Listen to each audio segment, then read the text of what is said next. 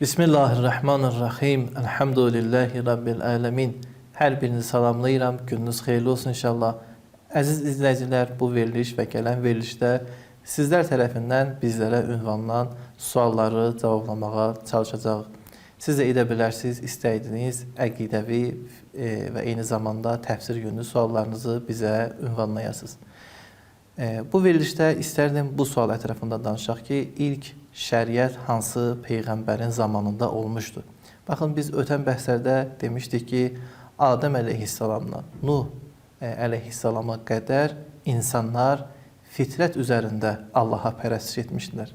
Və bu zamanda, yəni Adəm əleyhissalamın vaxtından Nuh əleyhissalamın vaxtına qədər hər hansı bir şəriət sahibi olan Peyğəmbər olmamışdı. Bunun mənası, yəni hər hansı bir Allah tərəfindən vəlinin, vəsinin olmasının inkarı deyil. Yəni bizim əsas mövzumuz Həzrəti Adəm əleyhissalamdan Nuh əleyhissalamın zamanına qədər olan dönəmdə insanların şəriət Peyğəmbərinin olmamasından söhbət gedir.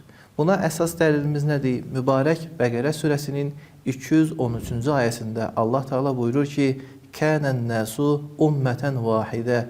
İnsanlar bir dönəmdə vahid ümmət halındaydılar. Fəbə'səllahun nəbiyyin. Bundan sonra Allah peyğəmbərləri seçdi. Təfsirdə və rəvayətdə məlum olur ki, insanların ümmət halında yaşadığı dönəm Həzrəti Adəmdən Nuh əleyhissalama qədərdir. Yəni bu dönəmdə insanlar arasında Allaha dəvət edən, şəriət sahibi olan peyğəmbərlər olmamışdı.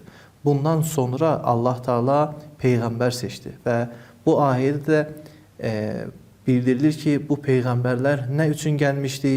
Feyma ixtələfu fi. O şey barəsində ki, insanlar ixtilaf etmişdi.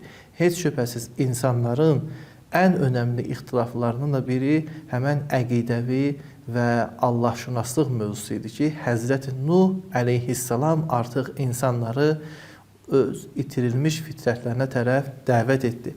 Və növbəti ayələrdə biz bu barədə belə oxuyuruq. Şura surəsinin 13-cü ayəsində Şərə ləkum minəd-din ma vəssə bihi Nuhən.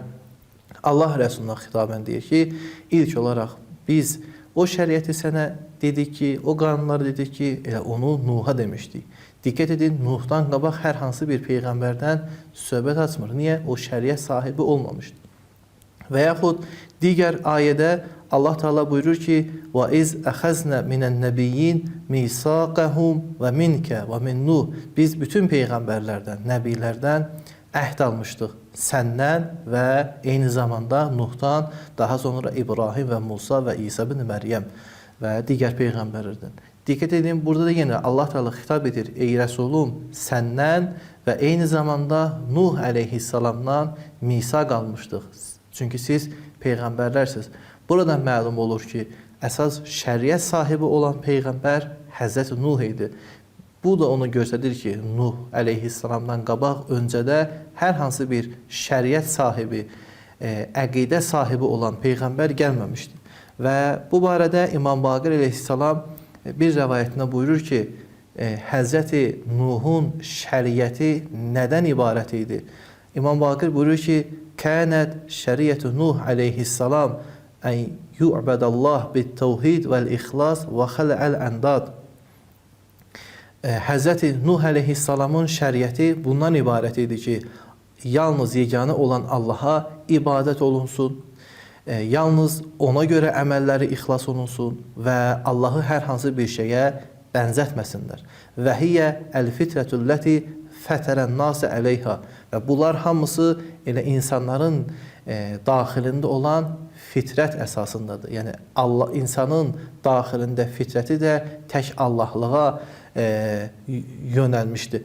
Daha sonra buyurur ki, eyni zamanda Həzrəti Nuhun şəriəti bundan ibarət idi ki, namaz qılsınlar, əmr bil-məruf, nəhy-əz münkər etsinlər, halal haramları var idi. Daha sonra buyurur ki, وَلَمْ يَفْرِزْ عَلَيْهِ أَحْكَامِ الْحُدُودِ. Amma hər hansı bir hədlər, yəni şəriətin hədləri Həzrəti Nuhun zamanında olmamışdı. Və la fərzə məvaris. O zaman irs də yox idi. Fəhazihi şəriətuhu. Bunlardır Həzrəti Nuhun şəriəti.